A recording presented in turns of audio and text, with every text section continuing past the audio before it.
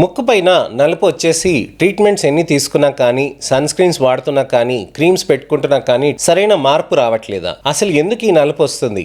నలుపుకి మనం ఏ విధంగా ట్రీట్మెంట్స్ తీసుకోవచ్చు? లేజర్స్ చేసుకుంటున్నా కానీ ఆ నలుపు తగ్గట్లేదు, బాగా విపరీతంగా పెరిగిపోతుంది, చాలా ఎక్కువ అయిపోతుంది అని అనుకున్నప్పుడు అసలు ట్రీట్మెంట్స్ అనేటివి ఏ విధంగా చేసుకోవాలి? పికో లేజర్స్ అని కొత్తగా వింటున్నాం. పికో లేజర్స్ అసలుకి ఎంత సమయంలో మనకి ఇంప్రూవ్మెంట్స్ వస్తాయి? సేఫేనా కాదా? ఏ అడ్వాన్స్ టెక్నాలజీ వచ్చినా కానీ లేజర్ అనగానే అమ్మో భయం, మన చర్మానికి ఏమైపోతుందో, డ్యామేజ్ అయిపోతుందా అని చాలామంది అపోహపడుతూ ఉంటారు.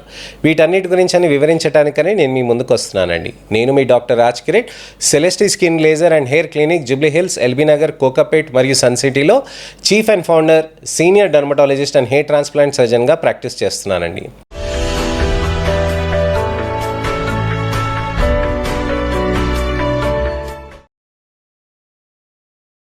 నోస్ పైన పిగ్మెంటేషన్ వచ్చిందనంటే ముఖ్యమైనది ఫ్రెకిల్స్ అనేటివి మనం చూసుకోవాలండి. చిన్న చిన్న చిన్న చిన్న చిన్న చుక్కలు అనేటివి వస్తాయన్నమాట. వాటిని ఫ్రెకిల్స్ అని అంటాం. అవి నలుపు చుక్కలు అనేటివి కొన్ని నాళ్ళ పాటు వరకు అది ఉండిపోతుంది. అది జన్యుపరంగా వస్తుందండి. సూర్యుడు వెలుతురు ఎక్కువ రోజులు తగలటంతో వస్తుంది, ఎండలో ఎక్కువసేపు ఉండటంతో కూడా వస్తుంది. అలానే మనకి ఏంటంటే ఫ్రెకిల్సే కాకుండా మనకి ఇతరత్ర పిగ్మెంటేషన్స్ ఉంటాయి. మంగు మచ్చలు అని అంటాం. చాలామందికి ముక్కు పైన ఇక్కడ నలుపు అనేది వచ్చేస్తూ ఉంటుంది, బుక్కల పైన నలుపు వచ్చేస్తూ ఉంటుంది. ఆ మంగు మచ్చలు అనేటివి మెయిన్గా ముక్కుపై నుంచి మొదలవుతూ ఉంటాయి. మంగు మచ్చలు అనేటివి నెమ్మదిగా సంవత్సరం పాటు మనకి పెరిగిపోతూ ఉంటుంది. అంతలోనే కాకుండా మనకి ఎక్కువ రోజులు కూడా ఉండిపోతూ ఉంటుందన్నమాట. సో మంగు మచ్చలే కాకుండా ఇతరత్ర కండిషన్స్ ఉంటాయి. సెబోరిక్ మెలనోసిస్ అని అంటాం. సెబోరిక్ మెలనోసిస్ అని అంటే ముక్కు పైన ఈ భాగంలో, లేకపోతే ఈ భాగంలో, ఈ బ్రిడ్జ్ దగ్గర కానీ, లేకపోతే పెదవి చుట్టూరా ఈ భాగంలో కానీ మనకి సెబోరిక్ మెలనోటిక్ కండిషన్స్ అనేటివి ఉంటాయన్నమాట. సో సెబోరిక్ మెలనోటిక్ కండిషన్స్ అనేటివి మనకి ఏంటంటే అక్కడ నలుపు అనేది విపరీతంగా ఆయిల్ గ్లాండ్స్ ఎక్కువ యాక్టివ్ ఉన్న ఏరియాస్లో మనకి వచ్చేస్తూ ఉంటుందన్నమాట.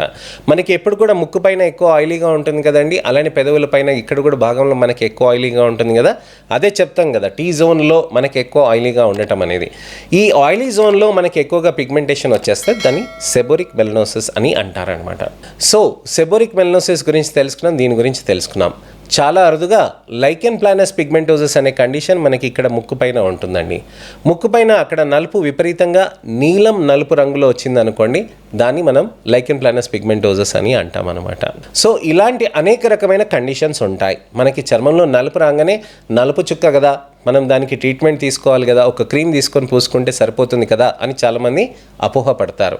అది పెరిగి పెరిగి పెరిగి పెద్దగా అయినాక ఆ తర్వాత మళ్ళీ మనం ట్రీట్మెంట్స్ కోసమని వెతుకుతూ ఉంటారు. తప్పు క్రీమ్స్ వాడటం, ఆన్లైన్లో సీరమ్స్ వాడటంతో రిజల్ట్ రాకుండా, లేక అది ఇంకా చెడిపోయి ఆ తర్వాత ఇబ్బంది పడి తర్వాత ఇంకెక్కువ పిగ్మెంటేషన్ తెచ్చుకొని అప్పుడు ట్రీట్మెంట్ కోసమని చూస్తూ ఉంటారు. ఎప్పుడైనా సరే early diagnosis is always better. Early diagnosis is easier to treat.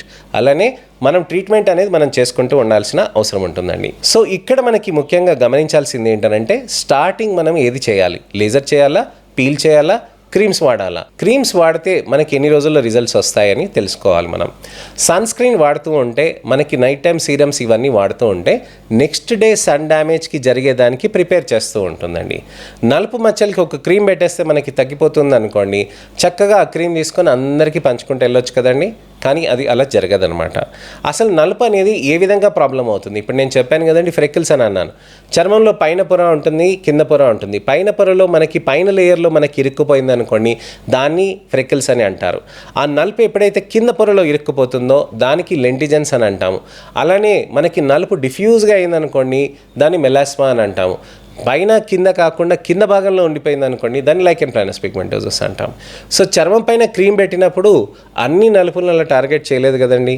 So నలుపు అనేది అక్కడికి వస్తున్న కారణంని చూసుకొని దానికి తగ్గట్టుగా ట్రీట్మెంట్ చేయాలి. అండర్లయింగ్ రీజన్ ఏంటి అనేది మనం అర్థం చేసుకోవాలన్నమాట. సెబోరిక్ మెలనోసిస్కి, మెలాస్మాకి, వీటన్నిటికీ కారణాలు అనేటివి ఎక్కువగా ఉండదండి. కానీ ఆ కారణం లేదని చెప్పి మనం ట్రీట్మెంట్ అయితే వదిలేం కదా. కానీ ఆ ట్రీట్మెంట్కి మనం చేసుకుంటూ ఉండవచ్చు. ట్రీట్మెంట్లో ఏ విధంగా చేయవచ్చు? ట్రీట్మెంట్లలో మనకి ఏంటంటే చర్మం పైన మనకు అక్కడ పెట్టడంతో మనకి సన్ స్క్రీన్స్ అనేటివి బాగా హెల్ప్ చేస్తాయి. సన్ స్క్రీన్స్ అలానే నైట్ టైం సీరమ్స్ ఇవన్నీ మనం పెట్టుకుంటూ ఉంటాం.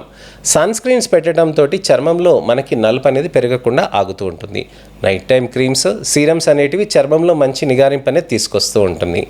లేజర్స్లో కొత్త రకమైన థెరపీస్ వచ్చాయి, వాటినే పికో లేజర్స్ అని అంటాము.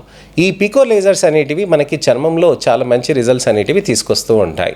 పికో లేజర్స్ అనేటివి మనకి చర్మంలో బెనిఫిట్ అనేటివి ఎలా తీసుకొస్తాయి? క్షణం అంటే మనకు తెలుసు కదండి, నిమిషం, గంట, అలానే మనకి క్షణంలో మనకి 1000వ వంతు అంత తక్కువ సమయం మనకి దాన్ని మిల్లీ సెకండ్స్ అని అంటాం.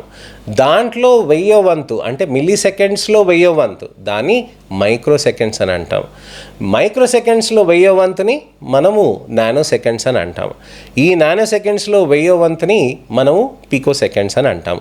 అంటే pico seconds is the shortest second time అని అంటాం.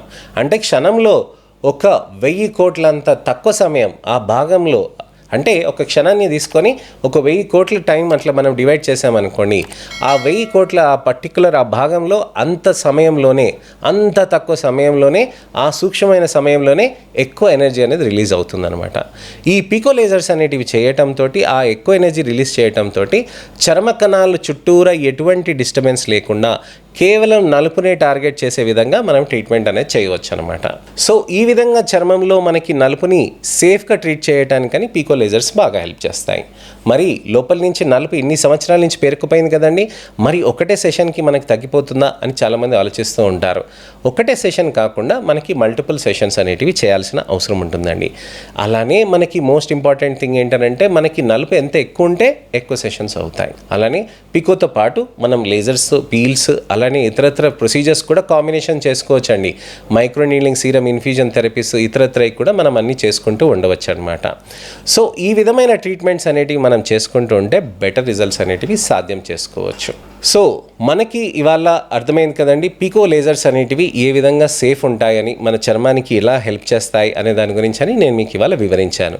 మీకు ఇంకా ఎటువంటివైనా సందేహాలు కానీ, అపోహలు కానీ, ప్రశ్నలు కానీ ఉంటే కనుక తప్పకుండా కామెంట్ సెక్షన్లో పెడితే దానికి తగ్గట్టుగా నేను మీకు వీడియో రిప్లై కానీ, టెక్స్ట్ రిప్లై కానీ చేస్తాను. నెక్స్ట్ ఇన్ఫర్మేషనల్ అవేర్నెస్ వీడియోతోటి మళ్ళీ నేను మీ ముందుకు రావాలంటే నా ఛానల్ని సబ్స్క్రైబ్ చేసుకొని నోటిఫికేషన్ బటన్ నొక్కండి. నా వీడియోస్ని దయచేసి లైక్ చేసి, హైప్ చేసి షేర్ చేయండి. మీ మిత్రులకి, శ్రేయభిలాషులకి, చుట్టాలకి, ఎవరికైనా సరే వాళ్ళకి వీడియోని షేర్ చేసి వాళ్ళని కూడా హైప్ చేయమని చెప్పండి. నెక్స్ట్ వీడియోలో మళ్ళీ కలుస్తానండి. అంతవరకు సెలవు. నేను మీ doctor Raj Kiret, Celestee skin laser and hair clinic, Jubilee Hills, LB Nagar, Kokapet మరియు సన్ సిటీలో chief and founder, senior dermatologist and hair transplant సర్జన్గా ప్రాక్టీస్ చేస్తున్నానండి. నమస్తే.